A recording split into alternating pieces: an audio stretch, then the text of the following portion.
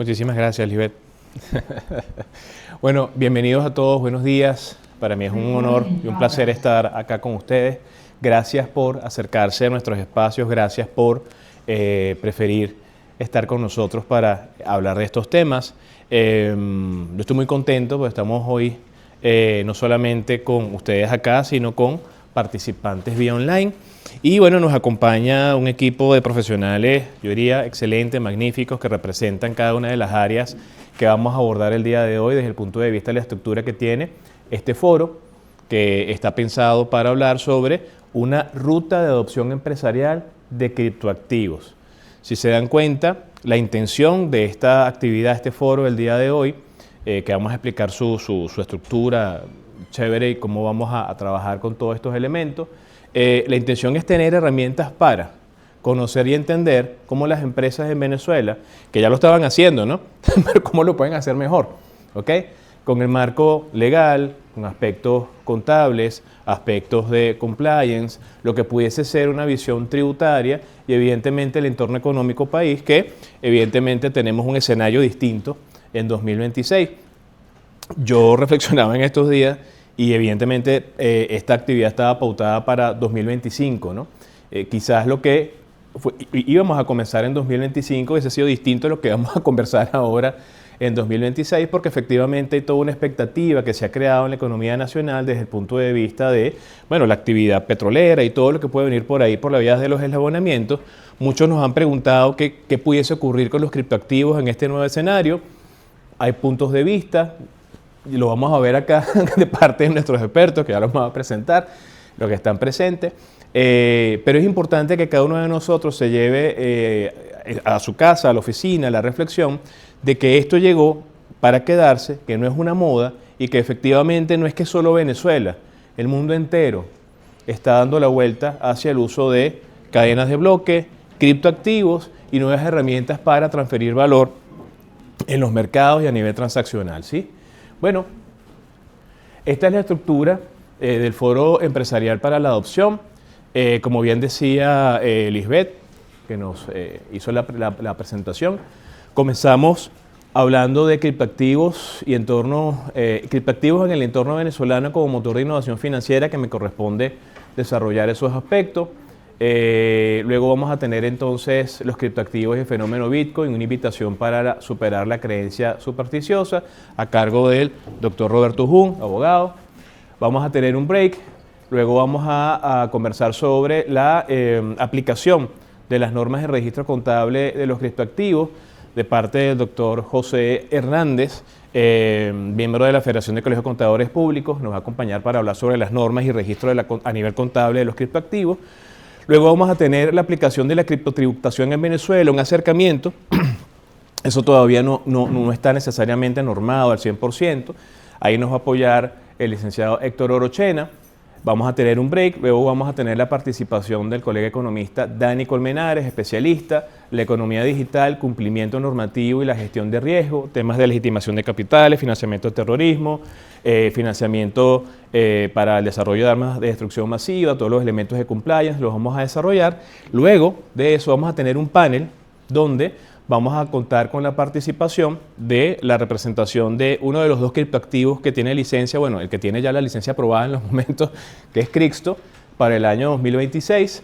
Vamos a escuchar de parte de ellos qué está pasando en la escena nacional, cómo se está moviendo el mercado, qué está ocurriendo con el uso de las criptomonedas estables y no.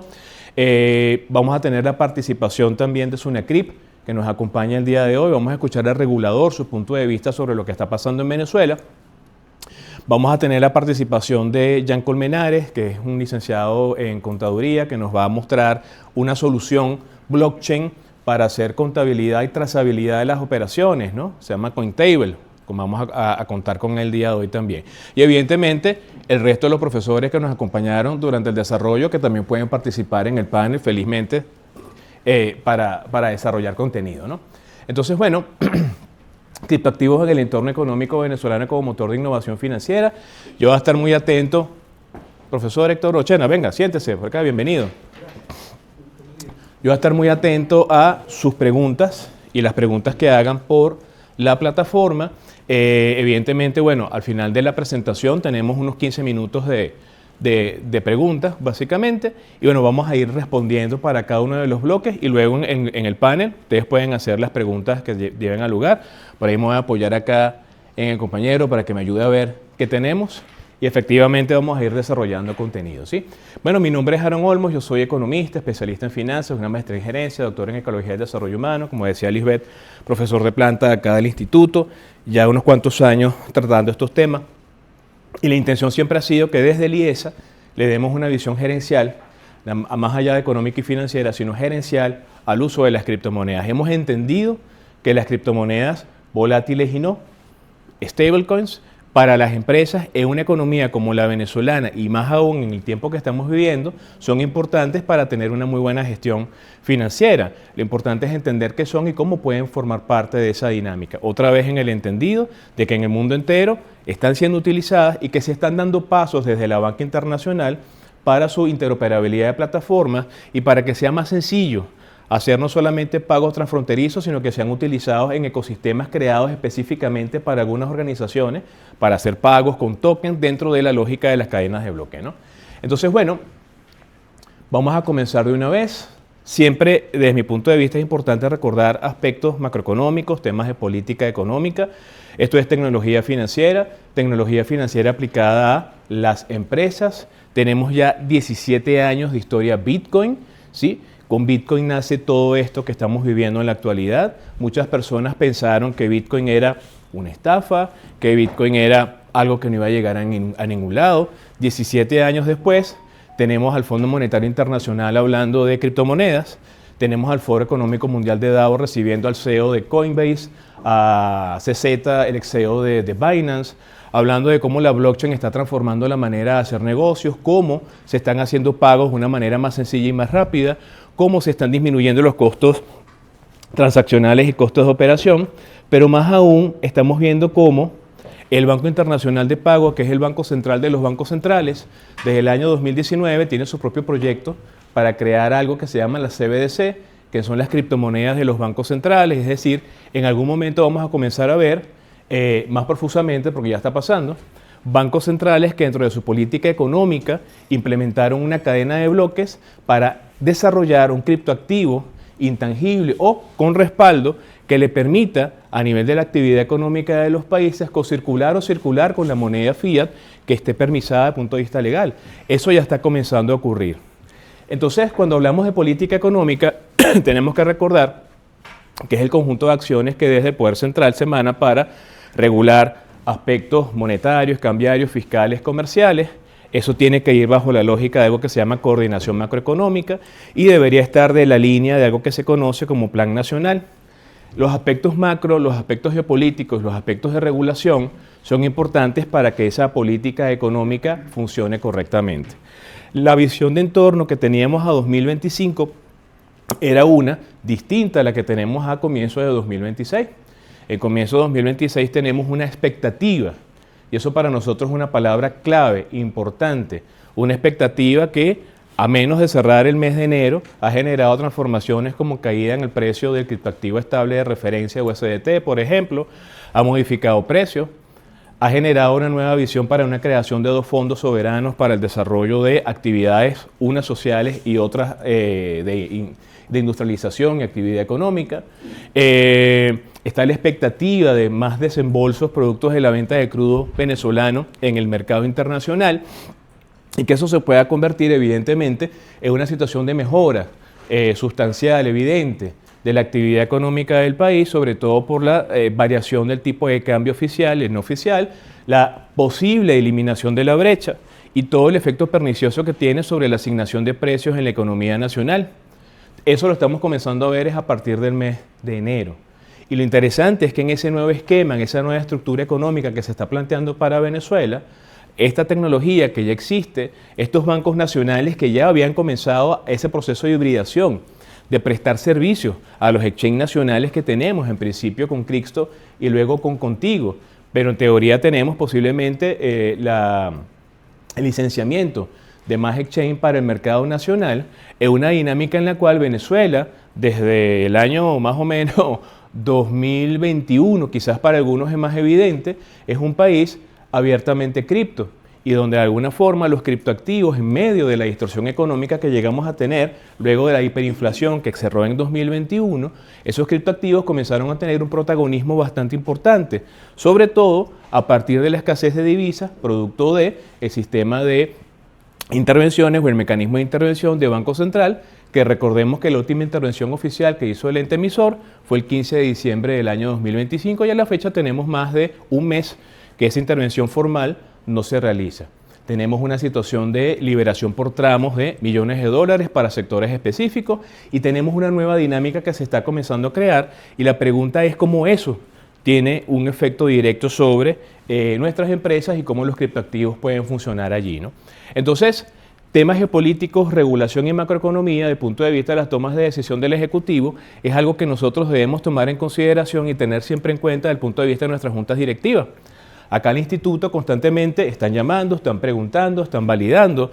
Miraron, queremos por favor que se acerquen o queremos acercarnos al instituto, queremos tener una visión de entorno económico, elementos vinculados con la nueva visión de la economía nacional, teníamos un plan estratégico al cierre de 2025, tenemos evidentemente que hacer ajustes, ¿no? Como tuvo que hacer el Fondo Monetario y el Banco Mundial cuando iban a publicar el informe anual que salió en enero, corriendito, 2 o 3 días antes de hacer su actividad global tuvieron que hacer ajustes para América Latina y el Caribe, producto de la mejora a nivel de las perspectivas de riesgo y otros indicadores importantes para Venezuela. Entonces, efectivamente, prestarle atención a estos aspectos es fundamental. Planes económicos, reactivación económica y coordinación macroeconómica. No podemos tomar decisiones con una gringola con los ojos cerrados sin ver qué está pasando desde el punto de vista del entorno económico nacional y cómo esas decisiones afectan mi actividad económica. Fondo Monetario, en su panorama económico global, ya fue publicado el documento y el evento fue realizado los primeros días del mes de enero de este año. Ellos corrigieron su estimación de la situación económica global, ¿no? Recuerden que para Fondo Monetario el acceso a la data estadística de todos los bancos centrales de los países miembros, que son bastantes, casi la totalidad de los países que están en el globo, le permite tener una visión bastante acercada o muy aterrizada de lo que pudiese ser el comportamiento de la economía. Recuerden que no solamente a Venezuela le están pasando cosas a todos los países del mundo y todos los países del mundo con un rigor distinto están siendo afectados por tomas de decisión, temas arancelarios, inflación, situaciones bélicas, aspectos geopolíticos en general. Eso de alguna forma que afecta a la dinámica global también nos afecta a nosotros. Fondo Monetario Internacional tiene una manera muy particular de trabajar. Ellos nos muestran su proyección sobre el Producto Interno Bruto, recordando que el Producto Interior Bruto es el principal indicador de crecimiento y desarrollo de las economías de los países. Es el elemento a través del cual podemos nosotros validar la eficiencia, la eficacia, la efectividad de la política económica, ¿verdad? Y en términos de variación, el Fondo Monetario Internacional nos dice que 2025 cerró con respecto a 2024 con un crecimiento del 3.30%, que 2026, esto es una proyección que se hace en el mes de enero, pudiese mantenerse igual. Todo dependerá de las tomas de decisión de los países a nivel de política económica y de las tomas de decisión de algunos actores fundamentales, ¿no? Principalmente Estados Unidos con su tema arancelario, por ejemplo. 2027 pudiese tener una situación de contracción y ellos nos dicen que la economía global se mantiene resiliente, amén de todos los elementos que están vinculados con fuerzas que ellos llaman divergentes, ¿no? De hecho, la manera como el Fondo Monetario explica esto es bien particular. Esto es para el mundo entero, pero para las economías avanzadas, en esta clasificación que tiene el fondo, literalmente asumen que para el año 2026 probablemente un 0.10% pueda crecer la economía global y disminuya para 2027. Nuestras economías, que son para los mercados emergentes y economías en desarrollo, Brasil, China, México, Bielorrusia, India, ¿no? Casualmente países de los BRICS, se prevé que pueda haber una contracción del PIB del 0.10%, de 0.20, pasando del 4.4 a 2025, al 4.2 en este caso, ¿no? Banco Mundial hace lo propio, no solamente es el Fondo Monetario Internacional, Banco Mundial también juega a Dios, ¿no? Entonces echa los dados comenzando el año a ver qué puede pasar y nos dice que al cierre del año 2025 pues también hubo una contracción, proponen un crecimiento de 2.60% para el año 2026 y que pudiese ser una perspectiva importante para 2027. Y ustedes dirán, y bueno, ¿y eso para qué me sirve a mí, no? La intención es entender que lo que pasa en el mundo entero afecta a Venezuela y lo que ocurre desde Venezuela afecta al mundo entero. Desde el punto de vista económico me interesa saber cuál es la proyección, cuál es la perspectiva que se tiene del desarrollo económico global, sobre todo un mercado donde la energía sigue siendo importante y Venezuela es un país que se está reactivando desde el punto de vista energético, ya lo estábamos, pero quizás aún más, ¿no? La CEPAL, la Comisión Económica para América Latina, de las Naciones Unidas, también hace su pronóstico, misma metodología, 3 años a revisar, 2024, 2025, 2026, ellos no incluyen 2027. En el caso de Venezuela, que es el primer bloque que tenemos arriba, América del Sur, el último, el nombre más largo, Venezuela, República Bolivariana D, ellos nos dicen que el PIB venezolano creció, varió 8.5%, 8.50 en 2024, 6.50 en 2025 y que pudiese crecer al orden del 3% en el año presente de 2026. ¿Eso es bueno? ¿Eso es malo? Tendríamos que ver cuál es el elemento que hace que el PIB crezca. ¿Crece por la vía del gasto, había sido los últimos años, o crece por la vía de la inversión, el desarrollo productivo y la exportación, ¿no? Que son los elementos que tenemos que prestar atención? Focus Economics, que es una empresa de análisis económico de entorno privada, ellos a veces publican sus datos, yo los tomé para traérselos el día de hoy. Ellos nos dicen, en función del Fondo Monetario, el Banco Mundial y su propio análisis, que es el puntico azul, en el caso de América Latina y el Caribe, Venezuela, para ellos, pudiese crecer en un 1.90%. Es decir, que de alguna manera, si comenzamos a buscar los datos de proyección de PIB para Venezuela, casi todas las empresas ven crecimiento, pero lo ven en números diferentes. La tendencia es la misma. Y lo interesante es cómo nosotros podemos, dentro de esta lógica, participar. No podemos olvidar que Venezuela tiene sobre sí una particularidad, y es el tema de las sanciones, que independientemente de toda la apertura que estamos teniendo en las últimas semanas, muchos de estos aspectos siguen presentes, sobre todo los que son sanciones desde el punto de vista financiero. Y es allí donde los criptoactivos siguen teniendo un peso importante, ¿ok? Otra vez, la expectativa que se levantó sobre la adquisición de mayor cantidad de divisas desde el punto de vista genérico por parte de todos nosotros en el mercado, que no fue satisfecha. Muchas personas pensaron que eso iba a pasar, es decir, 150 millones de dólares en la banca nacional, 4 bancos privados. Bueno, déjame ver, entrar a las 7 de la mañana como siempre a verificar si puedo comprar por el menudeo o por mesas de cambio como hacíamos antes, pero es que no era una intervención cambiaria de Banco Central, es algo distinto, es específico. Y efectivamente, cuando las personas vieron no realizada su expectativa de compra de divisas al por menor, bueno, efectivamente vimos que el mercado volvió a tomar cierto rumbo que ya conocemos, ¿no? Hay otra expectativa que se levanta con el segundo tramo, en este caso de 200 millones, ¿no? Sin embargo, no nos han avisado que efectivamente podamos acceder a través de la plataforma para que personas naturales y pequeñas empresas podamos adquirir divisas. Hay que esperar, hay que ver. Tenemos ahora 4 bancos más, ya son 9, principalmente privados. Se suma Banco de Venezuela, que recientemente se está sumando para, ahí sí, y se está estudiando la manera como, ventas al por menor, es decir, personas naturales, pequeñas empresas, desde el punto de vista de los mecanismos que ya conocemos.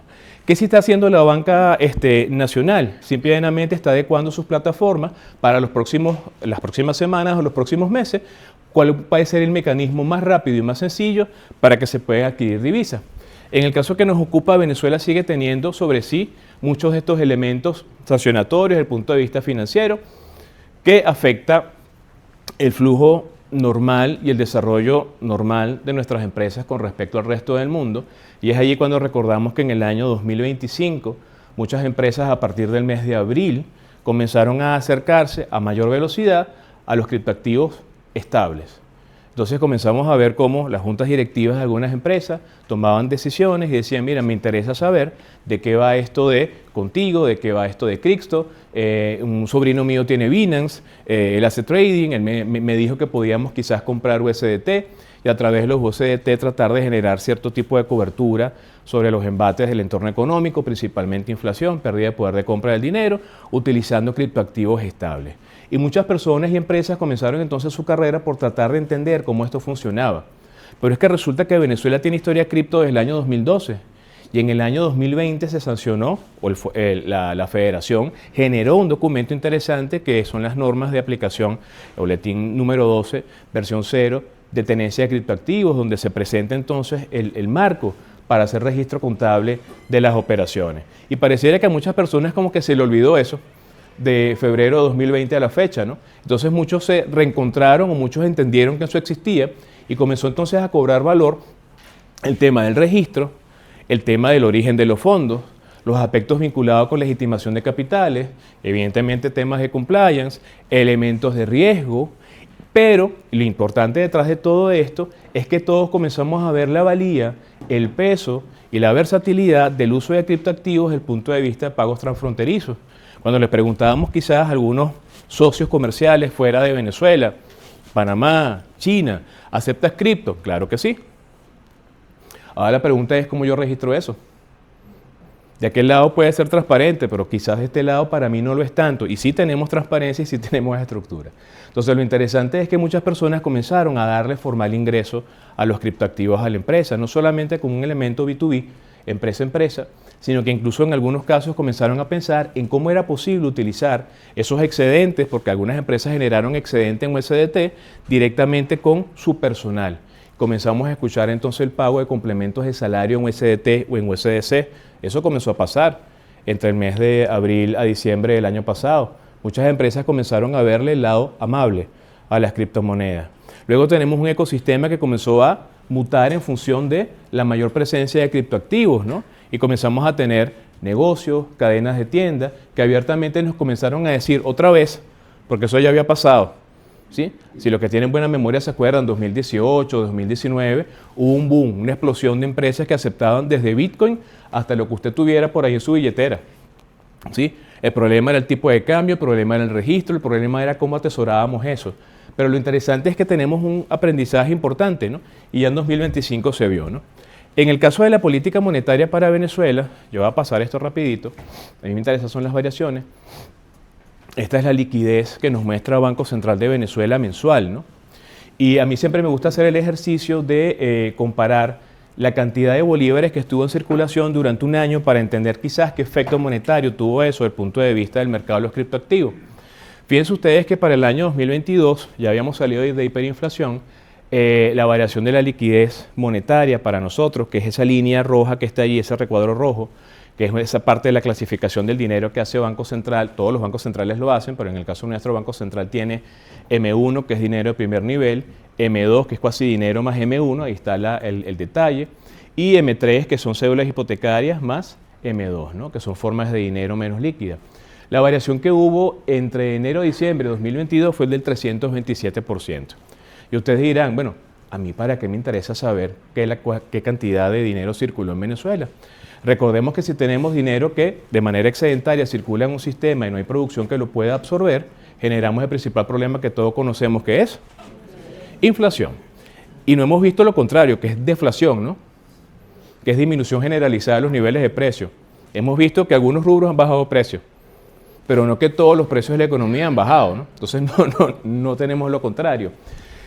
Si de enero a diciembre creció la cantidad de bolívares 3.2 veces en el año 2022, en 2023 creció 2 veces, 206%, en 2024 creció 1.4 veces, 146%. Tenemos variaciones positivas, pero si se dan cuenta, cada vez menos, ¿verdad? Parecía que algo se estaba haciendo desde el punto de vista de la absorción o desde el punto de vista del uso de esos bolívares que estaban represados dentro de la economía. Pero fíjense ustedes que en el año 2025, estos son datos mensuales, la información está semanal, pero yo lo tomo siempre mensual. El dato de diciembre no está listo todavía por parte del Banco Central, pero de enero a noviembre tuvimos una variación de esa liquidez por el orden de 3 veces, 300%. ¿Sí? Hay una correlación importante entre liquidez e inflación. ¿Sí? Vamos a ver qué pasó. La anualizada noviembre-noviembre 2024-2025 nos habla de un 382% de liquidez. Es decir, 4 veces la cantidad de bolívares que había en enero cerraron en diciembre de 2025, proyectado durante los 12 meses, ¿no? Noviembre-noviembre, ¿no? El anualizado. Esto puede significar un problema para algunos sectores por temas de fijación de precios, por temas de pérdida del poder de compra, quizás no tanto para la banca, ¿no? Más bien cuando estos números están elevados, la banca está feliz de la vida. Más bien vemos las estadísticas de Sudeban y vemos rendimiento, utilidad, ¿no? Porque ellos son el ente, son el vaso conductor en principio del dinero y son el vaso conductor también de la política monetaria del Banco Central, ¿no? Pero lo interesante de esto, y fíjense ustedes, tiene que ver con la política cambiaria.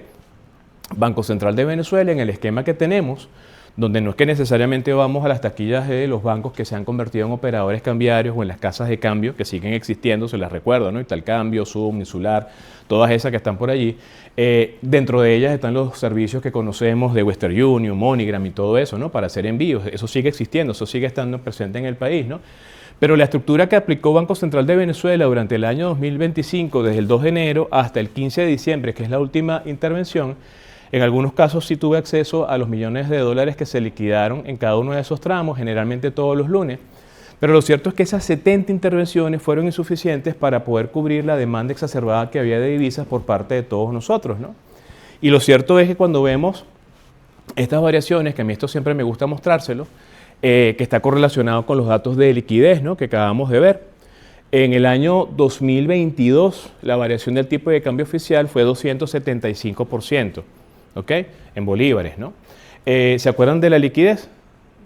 327. Listo. Nos vamos entonces con la variación del tipo de cambio oficial para el año 2023, 105%. ¿Se acuerdan de la liquidez? 206, ¿verdad? Listo. Vamos al 2024, la variación del tipo de cambio oficial fue 44%. Parece que no fue bien, ¿no? O no nos fue tan mal. Y la liquidez fue 146. Pareciera que hay una correlación, pero en estadística siempre se habla que correlación no indica causalidad. El hecho de que una variable acompañe a la otra no quiere decir que una influye directamente sobre la otra, ¿no? Pero lo cierto es que, fíjense ustedes, enero 2025, diciembre de 2025, la variación del tipo de cambio oficial fue del 473%. Y la liquidez anualizada fue 382. Entonces pareciera que esa ralentización en la cantidad de bolívares que teníamos en el sistema sí parecía tener algún efecto sobre el tipo de cambio oficial, y ese incremento que tuvimos coyuntural durante el año 2025 pareciera que sí tuvo un efecto también sobre el precio del tipo de cambio oficial. Ustedes recuerdan, fíjense ustedes, ahorita tenemos el 382 anualizado, ¿no? De la liquidez. Ustedes se acuerdan que tuvimos en algún momento un anclaje a 36 bolívares, ¿verdad? Eso fue hace nada, pero pareciera que como que no nos recordamos, ¿no? Tuvimos un anclaje a 36. Entonces ustedes se preguntan, ¿por qué no compré más a 36? ¿Sí? Que siempre se dice que no hay mal precio para comprar un dólar, ¿no? En este caso también para la cripto. Pero si sacamos la variación de esa última vez que tuvimos 36 bolívares, al último dato que tenemos ahí, el tipo de cambio oficial, la variación es de 877%. Es decir, a veces nosotros nos enfocamos solamente en ver el otro dólar, ¿sí? Pero vamos a prestarle atención al oficial, que no ha dejado de crecer y que crece a cierta velocidad y que en teoría es el que en principio tendríamos que prestarle atención, ¿no? Pero fíjense ustedes, en la Venezuela que tenemos un diferencial, yo le llamo a eso dólar P2P. En el caso que nos ocupa al día de ayer, eso se encontraba en 53%, 193 bolívares de distancia. Ha estado por el orden de 75%, 85%, muy elevado. A finales del año 2025 creció a gran velocidad y no hay nada que destruya un flujo de caja, el ingreso de cualquier persona, que ese señor que está ahí, ese diferencial. Porque resulta que la ausencia de control en el nivel de la fijación de precios, en función de utilizar realmente el tipo de cambio oficial, cada quien entonces ocupa la tasa que corresponde. En estos días alguien me hablaba de la tasa de una cadena de farmacia, ¿sí? Entonces es la tasa de Banco Central, es el euro, pero entonces es la otra tasa, más la tasa que yo pongo, la tasa que pone el de frente y la tasa de la cadena de farmacias, ¿no? Cuando tenemos 7, 8 tasas diferentes es muy difícil hacer planificación financiera, que es difícil. Yo me acuerdo cuando teníamos los 36 bolívares de anclaje, es una maravilla, ¿sí? 4, 5, 6 meses, tú te asomabas todos los días a ver, oye, sigue estando en 36, qué bueno, sigamos, ¿no? Y de repente ese señor pegó un salto y se disparó, ¿no? ¿Cómo nos afecta eso a nosotros?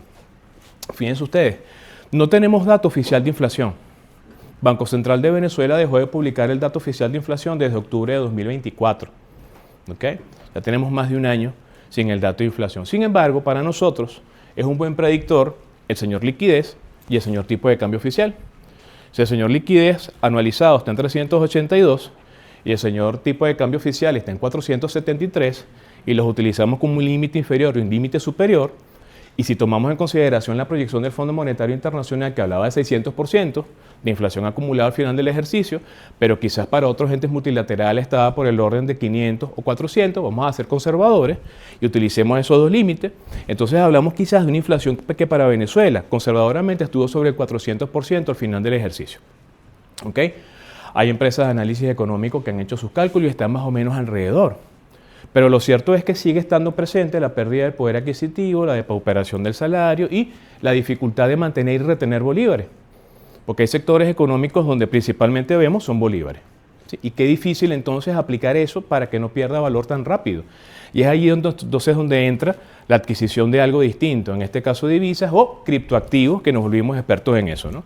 Entonces resulta que hasta mayo del año pasado, si bien Banco Central de repente no necesariamente nos mostraba un índice de inflación, tuvimos algunos cálculos de inflación, inclusive de canasta alimentaria. Eso nos ayudaba un poquitico a entender hacia dónde iba la economía. Seguimos teniendo una situación salarial compleja. Se habla la mal llamada inflación en dólares, ¿no? Por el orden del 80%. O sea, de alguna manera el bolívar, que es nuestra moneda, sí se ve afectado por los embates de la política económica, ¿no?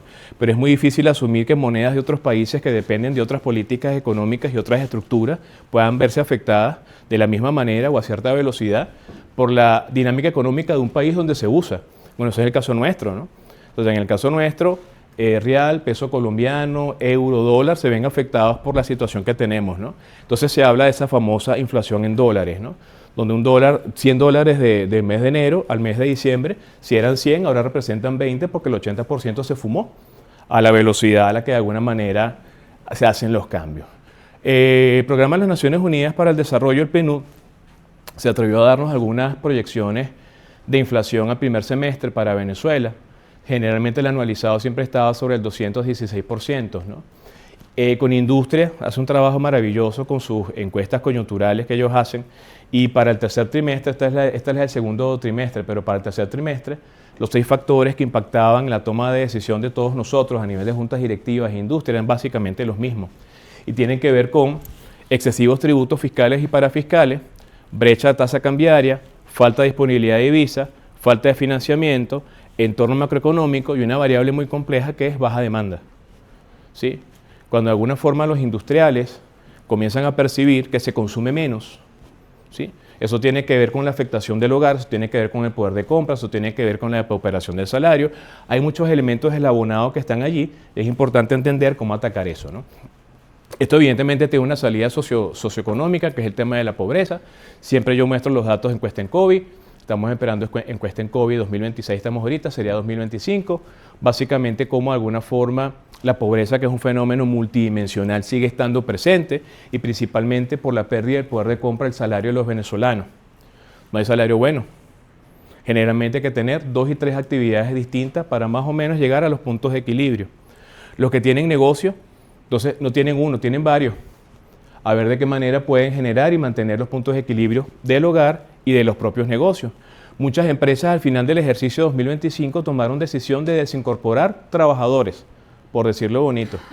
Y algunas comenzaron el año 2026 con dificultad para pagar la nómina, primera quincena y segunda quincena.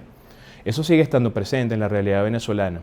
Es decir, el actual entorno económico, con una perspectiva muy positiva y unas expectativas bien elevadas, no necesariamente ha tenido un efecto suficiente como para cambiar lo que fue el cierre de 2025, y eso es importante recordarlo, ¿no? La distancia en esta encuesta en COVID 2023, el que ganaba más y ganaba menos era 34.7 veces, era la distancia.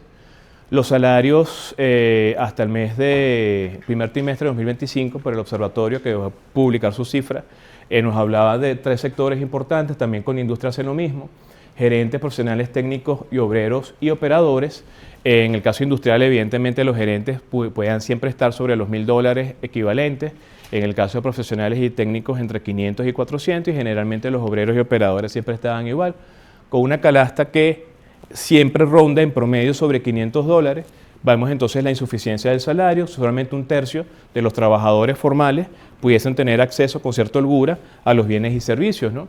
Eso hace que Venezuela, Brasil y México sean los países que concentran ese 59% de personas que en América Latina viven en pobreza, y evidentemente hace y transforma la jerarquía de las necesidades en los hogares venezolanos. Y ustedes se preguntarán, bueno, ¿para qué demonios me interesa saber eso desde el punto de vista de los criptoactivos? Es que muchas familias comenzaron a utilizar Bitcoin otra vez. Muchas familias comenzaron a respaldarse en USDT, USDC. Muchas familias comenzaron a gestionar sus finanzas desde criptomonedas, ¿no? Entonces, esto tenía tiempo que yo no lo veía. El úsame rápido que me deshago. ¿Sí? Ese más o menos, no sé si ustedes se acuerdan todavía de aquellas películas de los Avengers, ¿no? Señor Stark, me estoy yendo, ¿no? Y Spider-Man se desapareció. Bueno, el hecho de cobrar, transferir, para que alguien en la carrera compre las cosas, para tratar de que los precios se mantengan, ¿sí? Porque sabemos que hay tiendas que todos los lunes, o todas las mañanas, ¿no? También hacen correcciones de precio. Es importante. La toma de decisión, la asignación de precios, la jerarquía de las necesidades, la recta decisión presupuestaria, como le llamamos, ¿no? Venezuela es un país que, por todas estas características que les estoy mostrando, siempre ha estado en el mapa de riesgo global de manera constante, ¿no? El indicador de riesgo, que es el índice de los mercados, los bonos emergentes, el índice ENVI, que calcula la JP Morgan, tiene a Venezuela siempre en primer lugar, ¿no? Y eso no es bueno, ¿ok? Eso se mide en puntos básicos. Esto de datos de Bloomberg, con fuente Bloomberg, ¿no? Pero con datos de JP Morgan, a final de cuentas, de enero a agosto, por lo menos 2025, el índice de riesgo de Venezuela era 16.000 puntos básicos. Cerramos 2025 sobre los 22.000 puntos básicos. Abrimos 2026, lo que va de enero, sobre los 10.000 puntos básicos. Algo pasó, ¿sí? Ahí la palabra clave es expectativa. Lo que yo creo que va a pasar en función de la información que manejo, ¿sí? Y los pasos que se están dando. Entonces, tenemos una economía compleja y distorsionada, y precisamente allí los criptoactivos comenzaron a jugar un rol fundamental, donde, según la gente de The Economist, no me canso de recordarlo, Venezuela se convirtió en el paraíso de las criptomonedas. No hay evento internacional de criptoactivos donde no hablen de Venezuela, ¿sí?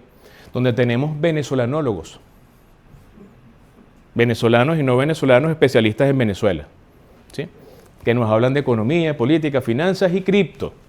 Y esos venezolanólogos de alguna manera hacen el acento en el tema de entender cuál ha sido el rol de las criptomonedas para dar sostén y estabilidad, no solamente a los hogares, sino a algunas empresas. Les pido que por favor levanten la mano los presentes y digitalmente después me lo dirán en la ronda de preguntas, quienes en el año 2025 de los aquí presentes incorporaron dentro de su estructura financiera, para pagos, elementos vinculados con criptoactivos principalmente estables, o quienes ya lo estaban haciendo a nivel empresarial. Gracias por la honestidad. Yo sé que todo el mundo tiene que levantar la mano. Ajá, por allá. Ah, ahora sí, perfecto, no hay problema. Ajá. ¿Y quién a título personal, ya no a nivel empresarial, quién a título personal usaba cripto? Ajá, listo, pues. Entonces, ¿por qué es importante eso? Pareciera tonto, pero no lo es. En Venezuela, independientemente de que no tenemos espacios abiertamente, o espacios formales que de manera estructurada de hace muchos años a la fecha nos estén educando en esto, nuestras universidades ya se han abierto de 3 años para acá otra vez a estos temas, nosotros hemos tenido una educación acelerada en todos estos temas cripto, ¿sí? Por la buena o por la mala. Desde el que compró un L5 para minar Bitcoin y entendió que lo estafaron, desde el que compró Bitcoin Cash pensando que era Bitcoin, ¿sí? Desde aquella persona que le vendieron un criptoactivo estable meme que a los 2 días desapareció. Entonces, hemos aprendido como a la fuerza, ¿no? Pero efectivamente hay toda una estructura que quedó montada a partir del Petro en 2018, ¿sí? Y una de lo bueno que tuvo esa experiencia para todos nosotros es que quedó toda una infraestructura y elementos normativos, elementos contables que le dan forma al uso y desarrollo de la actividad cripto en el país. Venezuela tiene avanzado, más que otros países de América Latina, un trecho bastante largo con respecto al uso y adopción de criptomonedas, ¿no? Y es ahí donde de alguna manera vamos a tratar de ver de qué va esto. Venezuela, y a veces es difícil tener estadísticas del mundo cripto, es complicado. Venezuela es uno de los países de América Latina que por necesidad más ha utilizado criptomonedas. Recuerden que nosotros tuvimos muchos eventos importantes que determinaron la actividad económica, personal, empresarial, industrial y gubernamental incluso, ¿no? En el marzo de 2019, ¿qué pasó? Durante toda una semana, el apagón nacional, ¿verdad? ¿sí? Ahí entendimos otra vez que el trueque existía. Porque durante varios días no teníamos acceso a nuestras cuentas de banco. Sí, los que tenían un billetico de 5, de 10 guardado por ahí estratégico en un libro, bueno, esos hicieron cosas maravillosas que los que no tenían, ¿no? Pero luego entendimos que existía el trueque, ¿no? ¿Sí? El quid pro quo, o el valor de una cosa en términos de otra. Entonces nos íbamos a ver quién nos adquiría, quién nos daba unos pañales y le cambiábamos por una harina pan. Hasta eso llegamos en esa época, ¿no? Pero después, el 13 de marzo de 2020, cerquitica el tema del apagón nacional. Un año después, ¿qué nos pasó a nosotros? ¿Entramos en qué? Pandemia, ¿no? Se decreta la pandemia. Y ahí estuvimos, ¿cuánto tiempo más o menos? 2 años y medio, 3 años, ¿no? Yo estuve prácticamente sin salir de mi casa como un año. Solamente salía al patio, agarraba sol, vitamina D y me encerraba otra vez, ¿no? Pero dentro de ese entorno, dentro de estas variables que les estoy comentando, entre 2014 y 2021, ¿qué estaba ocurriendo en Venezuela? Hiperinflación. Era como que mucho con demasiado, ¿verdad? Muchas cosas juntas. Y lo cierto es que en ese escenario, para muchas personas, sobre todo por la ausencia de energía eléctrica y los aspectos digitales, para nosotros fueron aún más importantes las criptomonedas. Ya eran importantes para algunos grupos y sectores. Grupos de entendidos que desde el 2012 ya estaban comprando Bitcoin por local Bitcoin, por ejemplo, ¿no? Pero con Chainalysis, que es una empresa de análisis blockchain forense, ellos desde el año 2020, más o menos 2021, están publicando un índice de adopción, siempre lo reflejamos en nuestras presentaciones. En el caso de Venezuela, de 154 países, para esta edición aparece en la posición número 18. Ojo, cuando nosotros hacemos operaciones en criptoactivos, hacemos 3 cosas y lo hacemos desde una computadora personal. 1, garantizamos tener un antivirus actualizado y activo, ¿no? 2, debemos tener un bloqueador de anuncios. Resulta que a veces en esos anuncios que aparecen hay virus, ¿no? Que tratan de apropiarse de las wallets que tenemos allí. Y 3, utilizamos el señor VPN. Cuando utilizamos el señor VPN, la dirección IP se enmascara.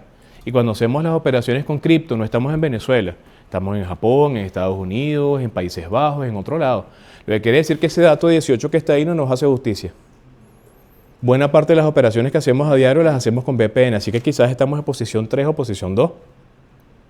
Venezuela es un país muy activo desde el punto de vista cripto, que es un secreto a voces, ¿no?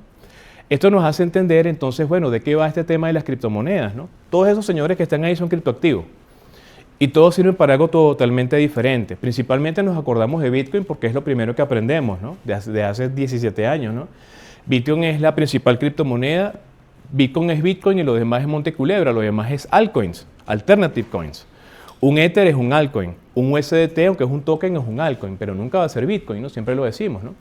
Tenemos después el caso de los pubcoins o shitcoins, que son esos criptoactivos que nacen con tecnología, pero que no se sabe para qué van a funcionar y quizás en el corto plazo se pierde en el tiempo. Un meme coin nace siendo un shitcoin. De repente hay una figura pública que lo rescata, ¿no? De ese mundo extraño y difícil de criptomonedas, como el caso de Dogecoin, ¿no? Que el señor Elon Musk se enamoró de eso y resulta que hasta el creador de Dogecoin vendió todo lo que tenía, pero Elon Musk lo rescató, ¿no? Y sigue estando ahí en las listas, ¿no? Pero hay muchísimas, ¿no? Desde la criptomoneda de Trump y todo lo demás, ¿no? Después tenemos los stablecoins, que quizás para nosotros son los más potables y desde el punto de vista de la economía venezolana, los que más uso tienen. Básicamente tenemos 2 empresas que vamos a ver el detalle rápidamente, que los emiten. Y lo interesante es que así como existe Bitcoin, que no tiene un país detrás, un banco central o un PIB, u oro que lo respalde y todo el mundo lo utiliza y su precio está cercano a $90,000 y está moviendo la economía a nivel general y ha servido como patrón de comparación y referencia para muchas cosas. Hoy por hoy tenemos empresas privadas situadas en algunos lugares del planeta que con la legislación de esos países emiten datos digitales en un ambiente seguro de Internet con una relación 1 a 1 con el dólar y con un respaldo que puede ser dinero fiat de un banco central o un portafolio de inversiones bien estructurado que se balancea constantemente para garantizar el equilibrio 1 a 1 en la emisión de ese token, ¿no? Token transaccionales, no transaccionales, token de utilidad, tokens gubernamentales como fue el Petro y el CBDC. Pero entonces, ¿un criptoactivo qué es? Es un activo intangible que utiliza criptografía y registros distribuidos como base para su funcionamiento y control. Y esto es importante para lo que vamos a ver más adelante, que va a tocar Héctor y va a tocar José, que es los aspectos tributarios y los temas contables. Se dice que es un activo, pero ¿qué es un activo? Un recurso controlado por una entidad, persona natural o jurídica, como resultado de sucesos pasados y de la que la entidad espera obtener en el futuro beneficios, ¿no? O sea, yo tengo el Bitcoin, yo tengo el USDT y pretendo en el futuro lucrarme con eso. Pero son intangibles, son activos intangibles. Un activo intangible es un activo identificable de carácter no monetario, sin apariencia física. Cuando usted hace una operación por 10.000 USDT, no está recibiendo $10.000. Está recibiendo 10.000 tokens que representan dólares, que están respaldados con un portafolio de inversión que tiene un país y que garantiza a través de una presentación de unos estados financieros y unos informes de auditoría que están respaldados, que hay un respaldo, que eso está ahí. Pero realmente no estamos recibiendo moneda constante y sonante de la Unión Americana. Y eso es importante recordarlo. De hecho, cuando ustedes ven, y lo vamos a ver ahorita en el detalle, hay más de 20.000 criptomonedas y 20.000 blockchain para todo uso y todo caso. En el caso de Venezuela, uno de los principales usos que se le vio a esto fue el tema de los pagos transfronterizos, ¿no?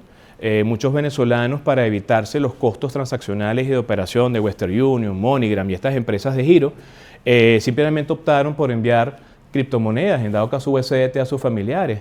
Los que trabajan remoto prefieren que les paguen por USDT, ¿sí? Porque efectivamente tenemos un mercado activo muy importante que es el P2P, donde los precios de esas criptomonedas, bueno, llegaron a bajar mucho, pero otra vez están subiendo. Y para muchas personas tener un criptoactivo estable tiene sentido. Eso nos hace ver que las principales plataformas, esto fue un estudio que se hizo aquí en el IES, un trabajo de grado en 2024 sobre remesas, criptoactivos y migración, y de ese trabajo tomo estos datos que están aquí: 56% de las personas enviaban su dinero vía fintech, la moneda utilizada un 41% el dólar, un 16% el USDT, y aquí entramos directamente a entender qué es esto y cómo impacta para nosotros. Un criptoactivo estable no es otra cosa que un dato digital, otra vez creado en un ambiente seguro de Internet, que no es dinero, ¿sí? Representa dinero y está emitido por empresas privadas, ¿ok? En principio está pensado para ser de uso global. Hasta el día de ayer que la gente del USDT Tether lanzó el USAT, que es distinto al USDT, que es una criptomoneda estable que cumple con todos los requerimientos de la ley Genius de Estados Unidos, que salió en julio del año pasado y está pensado solamente para la Unión Americana. El USAT no está pensado para ser utilizado fuera de las fronteras de Estados Unidos, ¿sí? Y esto es bien importante verlo y entenderlo. Vamos a ver el caso de Tether, USD Coin, solamente esos dos.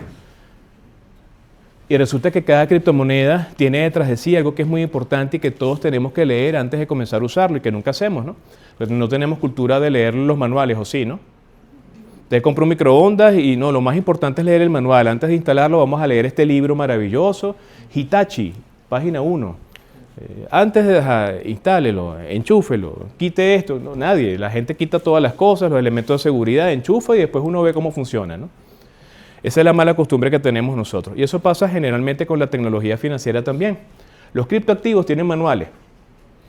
El manual de un criptoactivo se llama Libro Blanco. Y es un documento que de manera obligatoria tiene que ser generado por parte de quien desarrolla el proyecto cripto.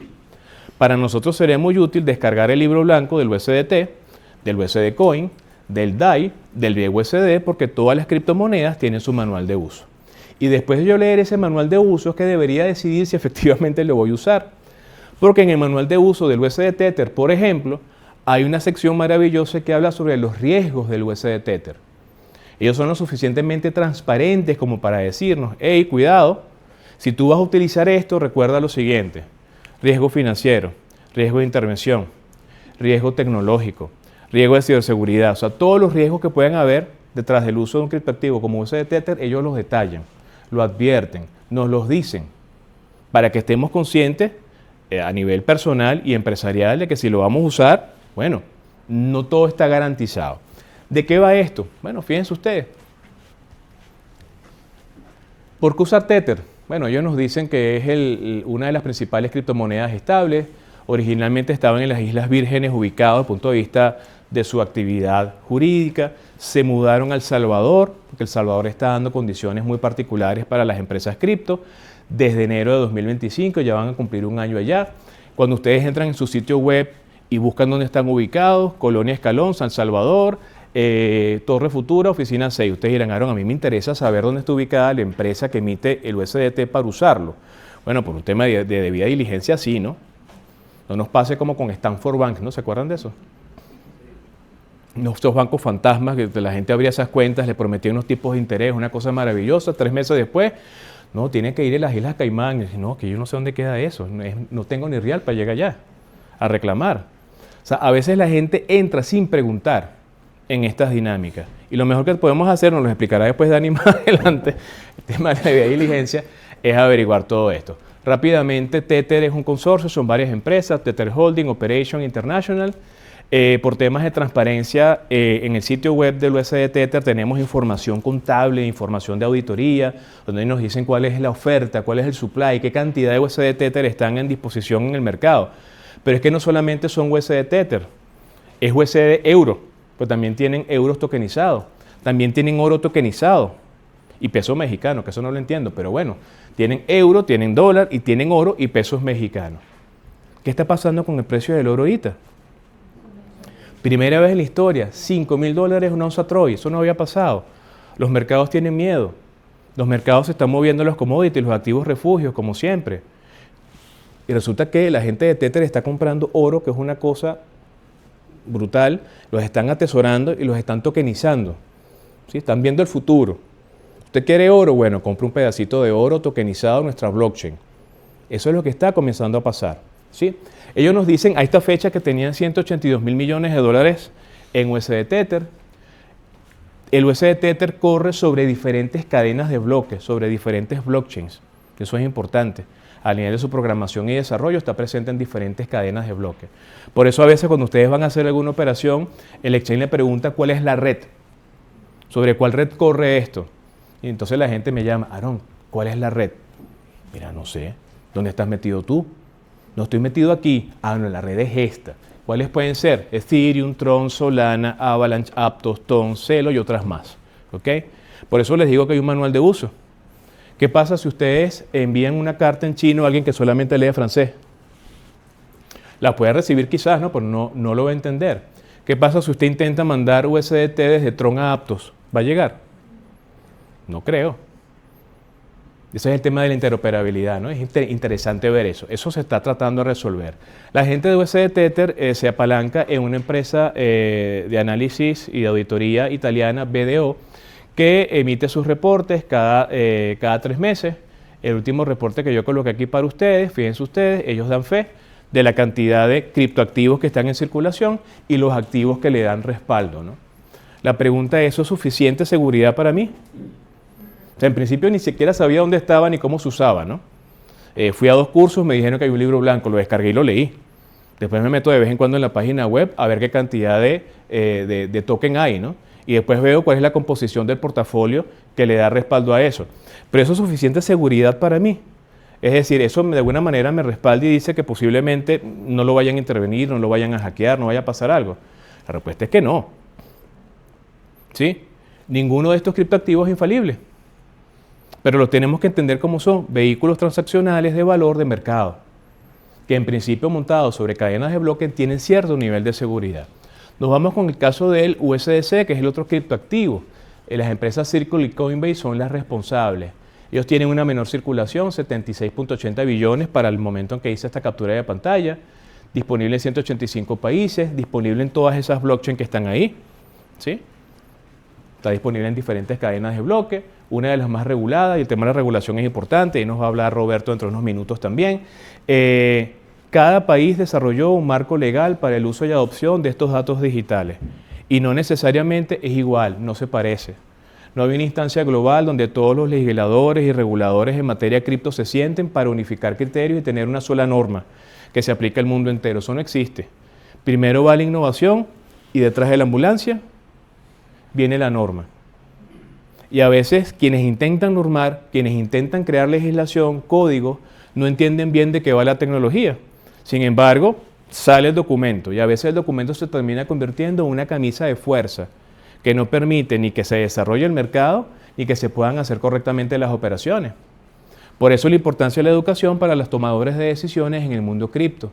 Hay que entender de qué va cada proyecto y qué uso tiene dentro de mi economía, que es distinto a la economía del país de enfrente. Por eso tomar la legislación del país A para aplicársela al país B no funciona. Cada país es diferente y cada quien le da un uso distinto. En el caso de los USDC, token estables igual en ambiente seguro de Internet. La gente de Coinbase también nos muestra sus temas de garantía y transparencia en sus informes que son mensuales. La gente de Deloitte son los encargados de generar el informe de auditoría y ellos nos muestran cada mes pues, la cantidad de dinero que está disponible que avala esa emisión uno a uno, ¿no? Otra vez les pregunto, ¿es suficiente garantía? Depende, ¿no? La pregunta es cómo lo vamos a usar nosotros y cómo es el marco legal nuestro. Fondo Monetario está total y absolutamente claro que los criptoactivos estables no es que son el futuro, sino que se vienen utilizando cada vez más. Esta es una gráfica de 200 billones de dólares sumando USDT y USDC más o menos a noviembre-octubre del año pasado. El respaldo de la emisión de esos criptoactivos estables no solamente es dinero, hay una composición de elementos accionarios, es decir, que tanto bien como le vaya al mercado puede ser que le vaya el respaldo del criptoactivo estable. Por eso a veces cuando ustedes entran a los sitios web de precios de criptomonedas estables puede ser que ni Coinbase ni USDC estén en 1. Pueden estar en 0.99, 0.98, este es por debajo del par. Es decir, la empresa tiene que hacer algo para darle otra vez lo suficiente para que esté otra vez en equilibrio y pueda representar nuevamente el 1 a 1. A veces han estado 1.10, 1.02, o sea, por encima de. Hay que corregir, ¿no? ¿Qué es lo interesante de esto? Esto me encantó 2024. Cuando ustedes suman las tres criptomonedas estables más importantes, USDC, USDT y DAI, que es un criptoactivo algorítmico bien particular, si ustedes suman esos tres señores, a nivel de pagos transfronterizos, los tres sumados superan a Visa y a Master por separado, que son las principales franquicias de tarjetas de crédito de todos nuestros bancos. Es decir, pareciera que el mundo entero poco a poco se está decantando por el mayor uso de criptoactivos estables para hacer pagos transfronterizos por sobre las franquicias tradicionales de los bancos que conocemos. Fondo Monetario no necesariamente ve dentro de su registro las criptomonedas. Estos dos documentos que están ahí son los que le dan marco metodológico a la construcción del Sistema de Cuentas Nacionales, Contabilidad Pública, que lleva a la construcción del PIB, y el otro, el Manual de Balanza de Pagos, que nos conecta con el resto del mundo desde el punto de vista de las importaciones y las exportaciones. La cuenta financiera, que se ve dentro de este marco metodológico, no contempla por ningún lado, ninguno de esos dos documentos, cuando ustedes buscan con detalle, aparece la palabra Bitcoin, USD Coin, USDT, criptomoneda estable o criptoactivo. Eso no aparece allí. La palabra que aparece es dinero fiat, ¿sí? Y el dinero fiat es emitido por los bancos centrales. Entonces, cuando hablamos de que hay 189 mil millones de dólares en USDT circulando en la economía estadounidense, eso no lo está viendo la contabilidad nacional estadounidense. Tenemos varias economías trabajando una sobre otra o en paralelo, como lo quieran ver, ¿sí? Por eso la gran necesidad de que Fondo Monetario supuestamente este año va a hacer cambios en su metodología de trabajo en estos documentos para que los bancos centrales comiencen a contabilizar a nivel de operaciones, pagos transfronterizos, la cantidad de criptoactivos, volátiles o no, que están presentes dentro de su economía. Porque para algunos no tienen efecto, pero sí lo tienen. Cuando una persona recibe $10,000 equivalentes en USDT por Binance o la plataforma que sea, lo tiene en su wallet en Venezuela, quizás no tiene ningún efecto real hasta que no lo cambia a bolívares y comienza a utilizarlo desde el punto de vista de los hechos económicos. Pero cuando usted comienza a utilizar esos $10,000 para pagarle al proveedor, para pagar la luz, para pagar el teléfono, ese dinero está saliendo de algún lado y no lo está registrando Banco Central. Y tenemos una liquidez que comienza a subir a cierta velocidad. Y efectivamente tenemos todavía cosas que ver, ¿no? Ya para ir cerrando, en Venezuela tenemos 2 casas de intercambio con licencia. Estas son las licencias del año pasado, la licencia de Crixto y Contigo. Crixto nos acompaña el día de hoy y agradezco mucho su presencia. Crixto va a conversar con nosotros hoy al final. ¿Por qué son importantes las licencias? Porque tenemos un ente de supervisión y control. Las operaciones en el mundo cripto en Venezuela están reguladas. Los operadores están regulados. Tenemos un marco legal. Más de 60 normas que tienen que ver con el tema de criptoactivos en diferentes áreas. Y efectivamente nosotros como usuarios debemos estar a tono con la legalidad. El desconocimiento de la norma no me exime de su cumplimiento. No, es que yo no sabía. Bueno, pero es que todo ese poco de USDT que tienen en ese bolsillo, ¿de dónde salieron? No, bueno, es que usted sabe, ¿no? ¿Y de dónde vinieron? No, yo no sé, pero me lo pagaron, usted sabe, allá en el centro de Caracas, un señor con una wallet me pasó el dinero allí, ¿no? Ah, ¿y de dónde viene eso? No, yo no sé. ¿Y le interesa? No, tampoco. Porque eso nos hemos encontrado, ¿no? Y el origen de los fondos, mira, Aaron, yo no me interesa dónde venga eso. Lo que necesito es pagarle al señor que está en China. Eso no es así. Eso lo podemos hacer con la banca tradicional. No hay un sistema SWIFT. No hay una trazabilidad de las operaciones. Las personas naturales y jurídicas no deberían estar registrados dentro de la plataforma financiera y decir quiénes son y dónde están. Evidentemente eso tampoco salva, ¿no? Porque tenemos el riesgo que está detrás de la propia banca tradicional. Alguien me decía, Aaron, desde que hay Bitcoin y criptomonedas, el lavado de dinero y el pago a personas por actividades oscuras se ha incrementado. Bitcoin tiene apenas 17 años de vida. Y 20 años atrás, ¿cómo se hacía eso? Por la banca tradicional. ¿Ya ha dejado de ocurrir? No. Solamente que se suma. De hecho, Chainalysis tiene un reporte de crimen y menos del 2% de las operaciones globales de criptomonedas están orientadas a actividades extrañas o dolosas. Muchas personas se están cuidando. De hecho, hay mecanismos para validar estas cosas, ¿no? Tenemos 2 exchange venezolanos, 2 licencias. Bueno, estas que aparecen acá están vencidas, Crixto y Contigo. Sin embargo, tenemos la licencia más reciente, ¿verdad? Del 2 de enero, 31 de diciembre, que permite que entonces de las 2 ya tengamos una en operación al 100%, ¿no? Ya cerrando, hizo algo muy maravilloso que el generador de estándar internacionales nos regaló en noviembre de este año, la ISO 20022. La ISO 20022 plantea el marco básico de comunicación entre nada más y nada menos que el sistema SWIFT de la banca tradicional con cadenas de bloque, ¿sí? Entonces, a partir del mes de noviembre de 2025 tenemos la resolución a la ecuación de interoperabilidad, o sea, cómo yo hago para que la banca conecte con las cadenas de bloque de una manera transparente y segura. Algo que en Venezuela se había informado que los amigos de Conexus estaban trabajando. Bueno, ya quizás parte del resultado de la ecuación está en la norma ISO, lo que hay que ver es cómo se aplica. O sea, acuérdense que SWIFT es un sistema de comunicación bancario global y que el dinero hoy por hoy no es dinero físico, son datos. Cuando usted envía un giro, usted lo que está enviando es información, ¿sí? Y blockchain y los datos que están allí también son información que representan dinero. ¿Cuál era el cortapié, el obstáculo para poderlos conectar? Bueno, temas de programación y comunicación. Ya la norma ISO nos plantea un puente para conectarlos a los dos. Lo que quiere decir que quizás en el año 2026 podamos ver algunos bancos, que ya algunos lo están haciendo como el BBVA en España y otros tantos más, conexión entre la banca tradicional, sistema SWIFT y plataformas blockchain. ¿Cuáles criptos están o hablan el mismo idioma que esto que nos habla la gente de SWIFT? Hedera, Cardano, XRP, Algorand, que son plataformas blockchain y sus criptoactivos nativos que se van a poner muy interesantes porque va a ser el elemento de comunicación y validación de las operaciones entre las instituciones. Bueno, Venezuela entonces surge en 2025 como un país de mayor uso de criptomonedas estables. Sin embargo, no estamos fuera de temas de riesgo, lo decíamos al comienzo. Binance te puede bloquear una wallet, Tether te puede bloquear una operación a solicitud y pedido en términos de investigación de un ente de supervisión y control de algún país, como de hecho ha pasado ya, ¿no? Tanto Binance como Tether lo ha hecho a solicitud, ¿no? Entonces, de alguna forma, otra vez volvemos a ver a Bitcoin, ¿no? Y las personas me decían, Aaron, ¿pero qué tiene Bitcoin que no tiene USDT? Bueno, que Bitcoin de alguna forma no necesariamente tiene los obstáculos que puede tener un criptoactivo estable. Tenemos más de 20.500 criptomonedas. Tenemos una economía que está en un momento muy particular, donde la apertura se está dando a nivel petrolero y donde muchos capitales van a seguir viniendo. Algunas empresas que estaban utilizando criptomonedas, de repente las dejarán de usar y volverán en la medida en que se levanten las sanciones para el tema bancario a utilizar sus cuentas de corresponsalía afuera, utilizarán el BOF, utilizarán el Chase, pero los costos de operación y transacción y pagos transfronterizos baratos, seguros y rápidos que tiene la blockchain no lo tiene ningún banco. Quizás si comenzamos a ver una suerte de conexión entre la norma ISO pues, y la banca y las blockchain que les mencionaba, pudiésemos ver algún avance, pero eso todavía no está listo.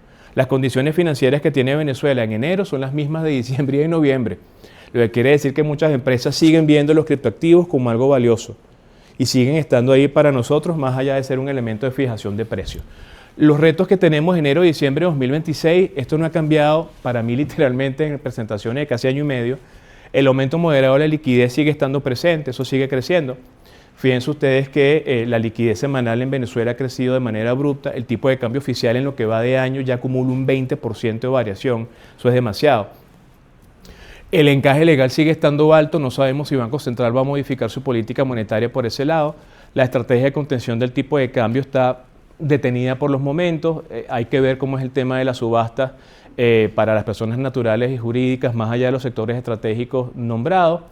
Los montos de intervención habían caído al año 2025, la inflación cerró en un número elevado, no sabemos el dato oficial como ya sabemos, pero se habla de galopante, sigue estando presente una presión fiscal muy fuerte, impuestos, tasas, contribuciones y multas, sigue siendo precario el salario, hay una disminución del poder de compra, tenemos una economía multimoneda, donde se siguen utilizando diferentes monedas de diferentes países para el destino y la ubicación que nosotros queremos.